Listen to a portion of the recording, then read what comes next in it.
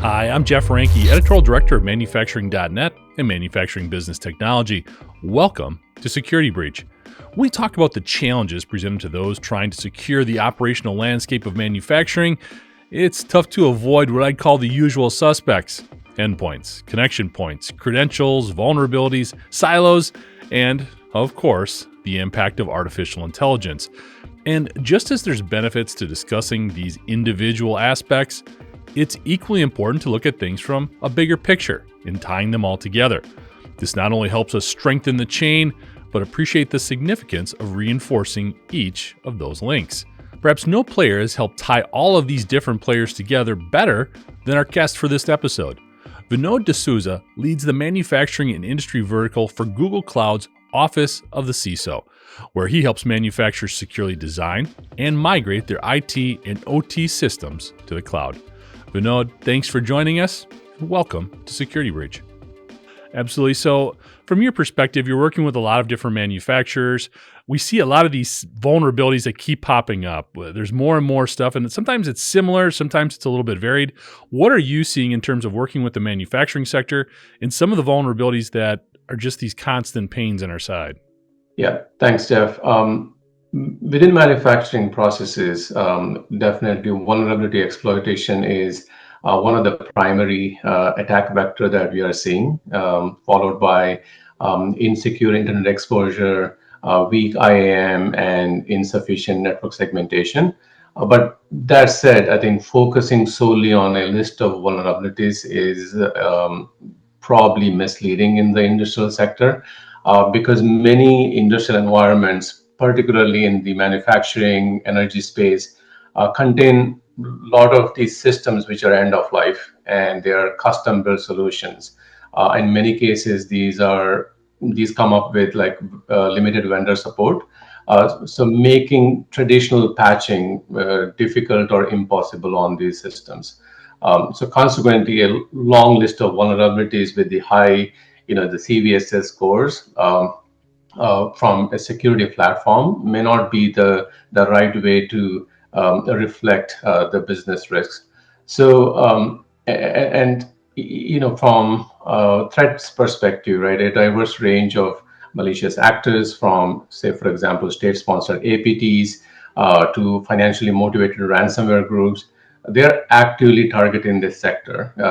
And even some of the recent data confirms that this is one of the most targeted globally, and cybercrime remains the most significant threat to the manufacturing sector, specifically with the IT/OT system in this space, right? So based on this rapidly evolving threat landscape within the manufacturing, I think it necessitates, in my opinion, a holistic approach that kind of includes IT, the manufacturing and the operational technology environment, the engineering and the product side of the things, as well as the supply chain security.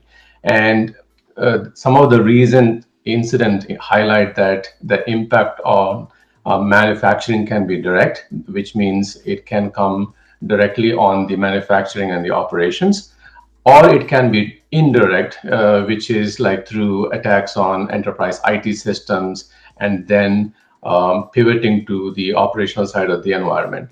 So regardless of the incident's nature, any pursued or actual threat to production system can have severe implications for, say, for example, safety, security, the productivity of the operations, the availability, and the overall business operations. So in my opinion, therefore, a more effective approach for security teams is to adapt like a threat-informed or consequence-driven strategy for addressing these vulnerabilities. What I mean by that is which vulnerabilities are important from a business risk perspective, and by understanding the potential business impact of each vulnerabilities, organizations can better prioritize the remediation efforts, determining which issues should, or cannot be fixed. So that will allow more strategic decision making that aligns with the security investment with the actual business needs and constraints.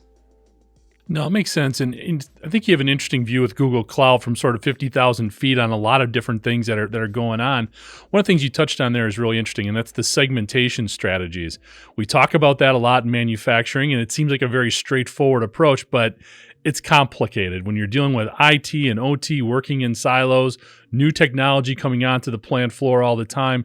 What advice would you offer manufacturers in terms of either starting those segmentation strategies or making sure you're keeping pace with all the new connections that are coming online all the time? Yeah, I think the network segmentation, I think, is a key to make sure the manufacturing industry is keeping pace with the technology. Like one example I can think of is there is an increasing adoption of like a SaaS-based offerings in the OT landscape, where a lot of the software as a service offerings are coming from the OT application vendors. And I think there is an opportunity to leverage the secure cloud infrastructure as an opportunity to enhance the security in this complex environment. So, with that said, I think, as I mentioned, right, I think sometimes some of the threat actors can pivot from the IT to OT, having the right segmentation and right security controls in place to leverage the cloud and the emerging technologies. I think would be the key to kind of go forward. Yeah, absolutely. And it seems like that's going to be so much more important too, because as you alluded to, operational technology or in the industrial sector, just sometimes called old technology because we have so many legacy systems out there. As we make that transition, segmentation is going to be more important, but so is understanding how to take the new stuff and combining with the old stuff and maintain a certain level of security. What have you experienced in helping manufacturers do just that and understanding how to bring in and make sure we're not making things more insecure by adding more connections, even if it is new technology? Yeah, I think we are making sure that manufacturers are looking at the security from a holistic way from a manufacturing industry perspective. And what I mean by that is when you think about digital transformation, sometimes we think about IT or enterprise applications. As I work with large number of customers from a Google Cloud Office of the CISO perspective, we advise them to kind of look at from maybe four pillars. If I had to kind of summarize, right, one is obviously information technology pillar. The other one is around manufacturing and operations. The third one is the research design and the engineering, and then subsequently, how do you take those products to the consumers, to the market, and how do you embed security throughout the life cycle? And then the fourth one is around the supply chain. So there is old technology and the newer technology, I think one of the advice that I give is making sure that where possible, we embrace modern technology because to fight modern threats, you need modern technology. I mean, as I mentioned, there are many organizations are out there. They are still leveraging a lot of the legacy technology, and it's not because they don't want to, right? I think that there is dependency on them. It is hard to change, and as you kind of think about newer solutions, it takes time. It cannot be overnight. So recently, we published a white paper around how do you leverage IT OT environment from a cloud perspective, and so those are some of the things that we are advising, and kind of look at this more holistically than like individually, because some of these threats you can go after like one by one, or you can take a step back and say, holistically, what are some of the threats in my sector, my industry, and what are the optimized controls I need to have from a security perspective. So you are actually finding solutions that are more broader, and kind of takes into business needs into consideration. Absolutely. You mentioned a holistic approach a couple of times, and I think that's kind of interesting because in manufacturing, a lot of times when you're looking at cybersecurity and getting after the OT technology deficits at times, it's difficult to do that. You really get dialed in on one thing as opposed to looking at the bigger picture. What advice would you offer to manufacturers in implementing a holistic strategy, but without trying to, drink the ocean, eat the elephant, that type of thing, and get everything done all at once? How can you sort of set some of those priorities? Yeah, I think as I mentioned, I think one of the key thing is to kind of look at from a business risk perspective. Uh, Chief manufacturing officers want more efficiency, right? Whereas the CIOs and the CTOs want new technologies in place. So really, when it comes to the CISOs with whom I work the most, and part of the office of the CISO, they want to make sure that while you are gaining the operational efficiency or the cost efficiency, you also need to make sure that these systems are secure, right? There are some areas we kind of look at, right? When one is, as you are thinking about secure cloud transformation, integrate security into your, the four pillars I mentioned: IT, OT, product engineering, or the supply chain. That's one. The second aspect is, how do you embed security principle, like applying security by design, security by default, and security in deployment to all the, OT systems and cloud deployments. Making sure that you have a comprehensive asset management program where you maintain a robust insight into your IT, OT, cloud network components through documentations and maybe through continuous monitoring. Embracing software and hardware reproducibility. I mean, those are some of the areas that I kind of look at and really look at the true transformation in manufacturing has to happen in all the four areas I mentioned. It cannot be just IT, right? And as you kind of thinking about all the four areas, what are the business risks are out there, and making sure that you are not looking at just threats or vulnerabilities in isolation, but looking at more holistically from a business risk to your organization. I think that's kind of where I would focus on. Absolutely. And it makes it so important to get buy-in from everybody up and down the food chain, so to speak, so you can implement those holistic approaches in all those areas you just mentioned. One of the things that we talk about too with manufacturing is we continue to improve our cybersecurity strategies and defenses. We're getting better at understanding when people get in. We're not great at responding to a lot of these attacks. It's another dynamic that just we haven't caught up yet. What advice would you offer in terms of how manufacturers can develop those strategic response plans and some of the key areas maybe that we're missing right now? I think it's my opinion, right? I think it's also important, I think, to challenge the premise that you brought up this question, that the managing responses is a struggle for a lot of manufacturing companies, right? What I see is that with the rapid evolution of automation and now with the AI, many organizations are actually seeing improvements in their incident response capabilities. And really, I think these technologies can significantly reduce response times and enhance the efficiency of the mitigation efforts. From an effective planning perspective, the tabletop exercises are invaluable. These simulated scenarios allow teams to practice their incident response plans in a very controlled environment. A critical aspect of such tabletop exercises is to ensure that everyone who would be involved in a real incident response participate actively, rather than you relying on simulated roles, right? That only how you conduct your exercises can actually help you prepare and be effective when an incident actually happens. So this hands-on involvement can help identify gaps in the plan, can help clarify the individual responsibilities, and also, the most importantly, improving the coordination when you are under pressure. So that is one. The other aspect, I think, is how do you establish a incident response retainer with specialized cybersecurity firms like Mandiant, for example? That would be a strategic move for a lot of the manufacturing organizations, because I believe these retainers would provide access to expert support on demand when you really need it, when you're under pressure, and this can be crucial during a complex or a large-scale cyber incident. And having such a pre-existing relationship with an IR firm, what it'll do is it'll ensure faster mobilization, and a deeper understanding of your organization's infrastructure when actually an incident occurs, right?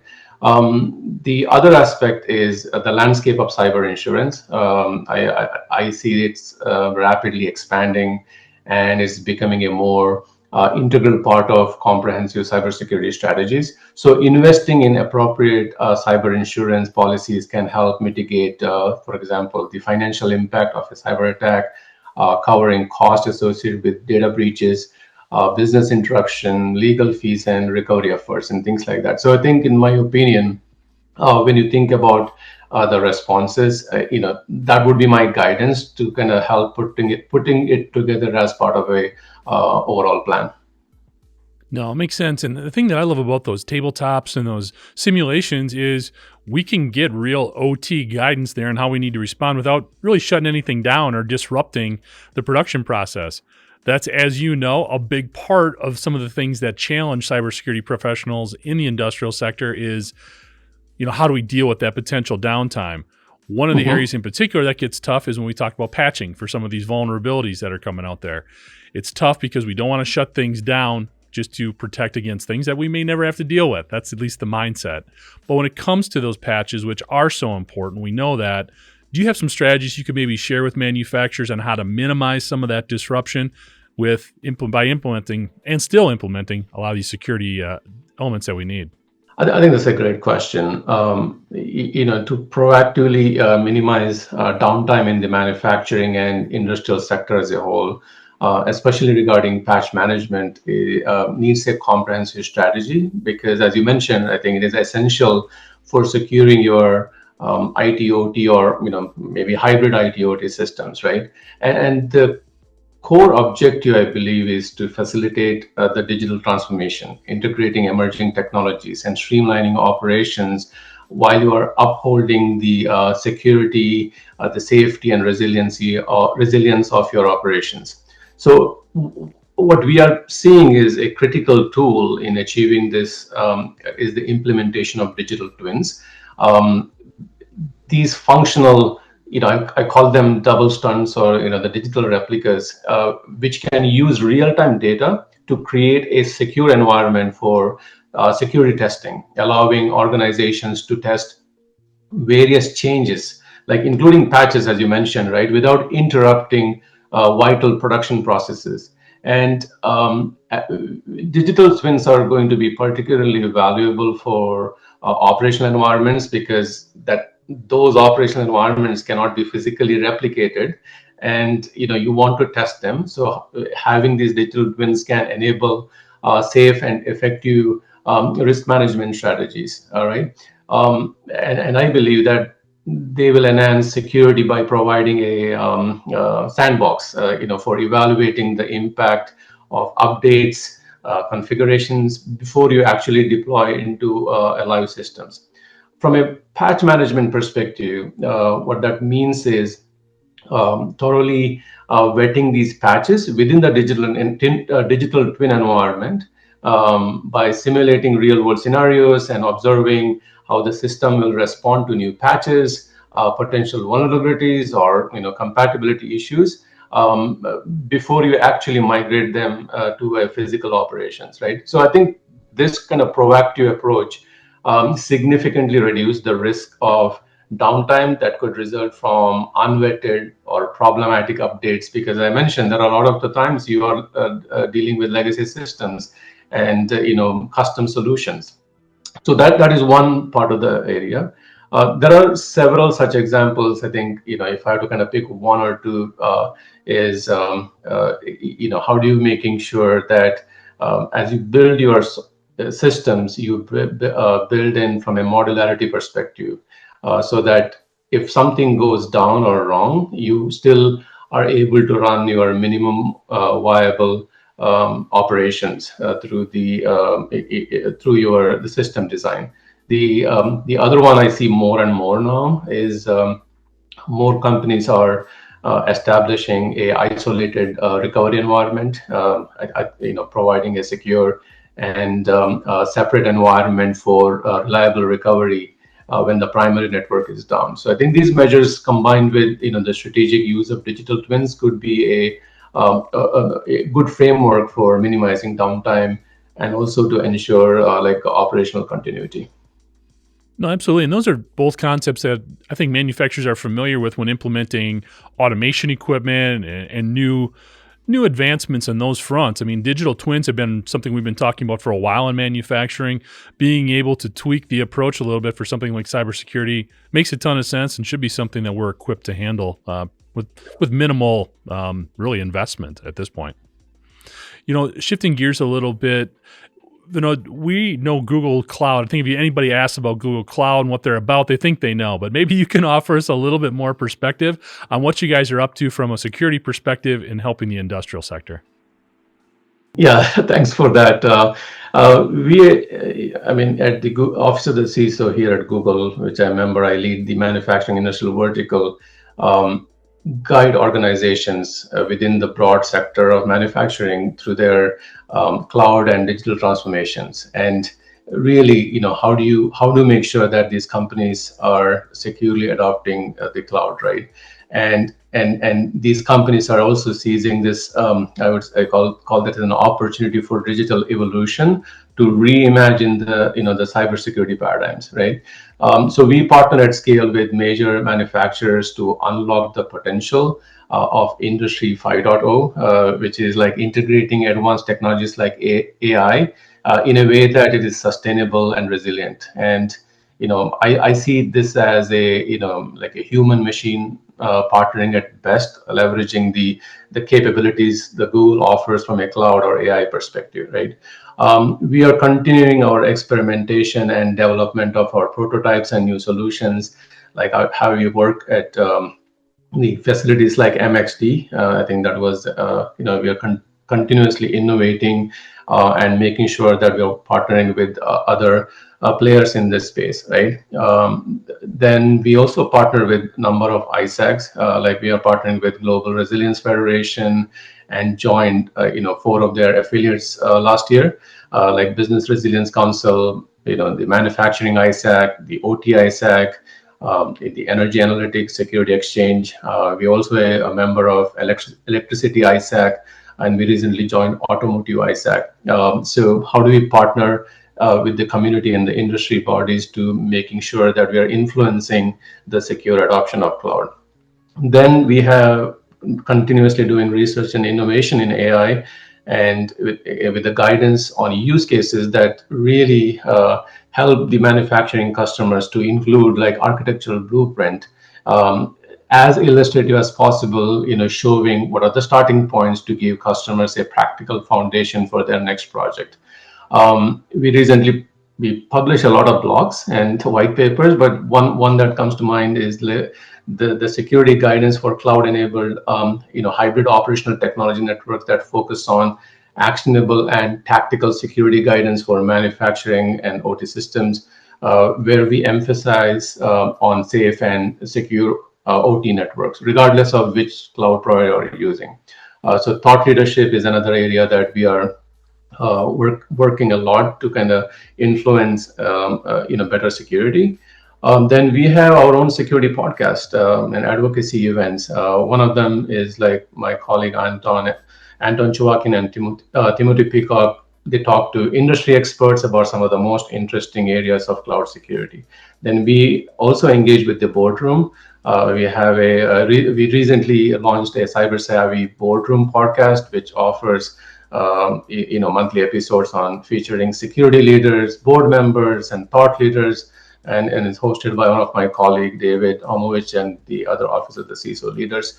And more importantly, we are there with the customers, working day in, day out, to make sure that we work with them to understand their priorities and how we can help them on their cloud journey to be secure and resilient as they kind of move towards cloud.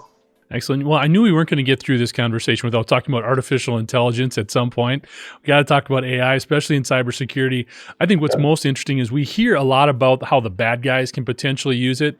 Maybe you could offer a little bit of insight there on some of the trends you're seeing and how some hackers are using AI, but also the good guys are using it a little bit more as well, and there are better ways to use it. So you can give us some perspective on both ends of the spectrum there in terms of AI and industrial cyber. Yeah, I think there are a number of use cases. I think one from a security perspective, I think which I want to highlight is um, AI defenders are increasingly using the AI agents for security operations perspective. Google Cloud has a number of these AI agents that we are either experimenting or already helping number of customers, like triage analysis, or say for example malware analysis, and for those kind of use cases. And one of the use case with respect to industrial cybersecurity is, and a lot of the customers have been asking for, is how do you monitor the OT environment along with the IT environment? And this is a use case that we are working with a number of customers where we're integrating OT to our SecOps platform through secure connectivity, and making sure that you have, like as a customer, you have the visibility of what is going on in the OT environment, right? So there, I think, a lot more to come, but I think this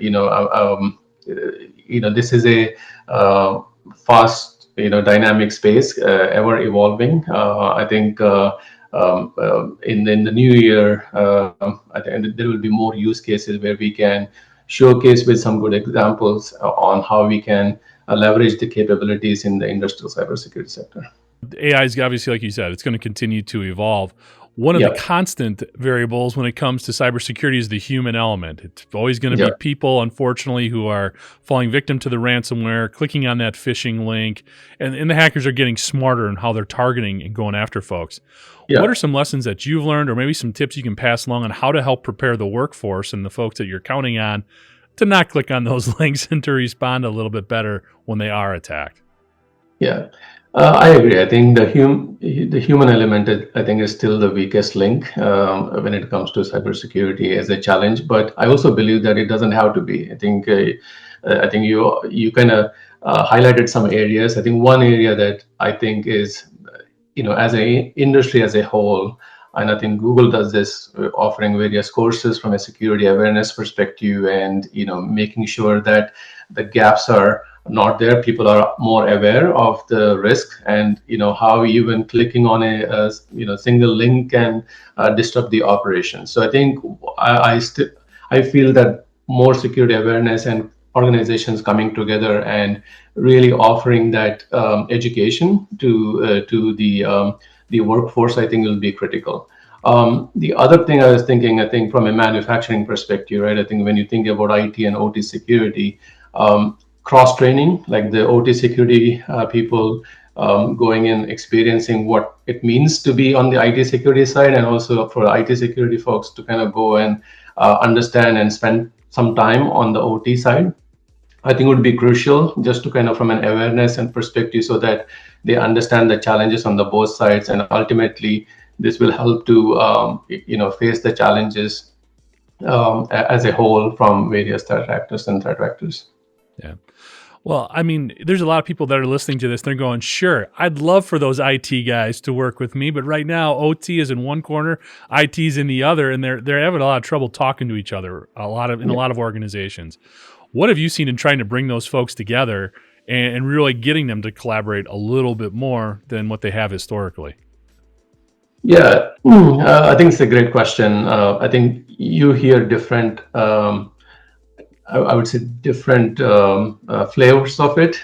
It doesn't have to be IT versus OT, right? I think at the end of the day, we need to think about is collectively as a business. And I think I see evolution in this space where, with my customers, there's more IT and OT convergence. I know many people probably don't like that aspect of it, but I see that they're coming together. And even in tabletop exercises I mentioned, I think both sides of them coming together and really solving for the use cases is happening a lot more. But you are right. I think there need to be a more. I think we don't really need to think about IT versus OT, but as a collective, a cybersecurity challenge, and how we can help from an operational and business risk perspective. Absolutely. No, it comes back to that holistic approach that you've mentioned a couple times, getting everybody on board. Hey, we're all on the same team here. We want to accomplish the same things. So, Yeah. Vinod, this has been wonderful. I really appreciate your perspective on a lot of these different topics. We've already mentioned AI. We've talked about patching. Are there any other trends that you're seeing that could really play a big part as we look down the road a little bit? I think I already mentioned a little bit. I think the AI agents, I think it's going to be an evolution as we kind of think ahead, right? Um, there will be a lot of destructive threats that are going to target the industrial control systems or OT, right? I think the cyber criminals, the financially motivated actors, and I think you brought up an example of ransomware, right? I think how it can impact the operations. So I think from a trend perspective, I think AI is going to be probably one of the area that will increasingly help defenders, and defenders are going to use more in the coming year. The other trend I'm seeing is more around supply chain.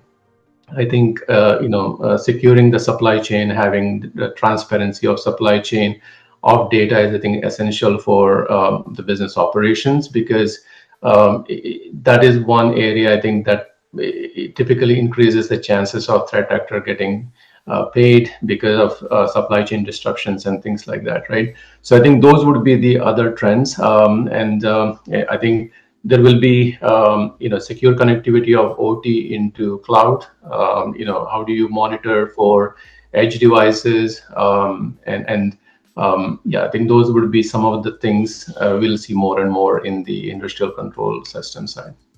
Thanks, Vinod, and thank you for joining us today. To catch up on past episodes, you can go to manufacturing.net, IEN.com, or mbtmag.com. You can also get Security Breach wherever you get your podcasts, including Apple, Amazon, and Overcast. And if you have a cybersecurity story or topic that you'd like to have us explore on Security Breach, you can reach me at jeff@ien.com. For Vinod D'Souza, I'm Jeff Ranke, and this is Security Breach.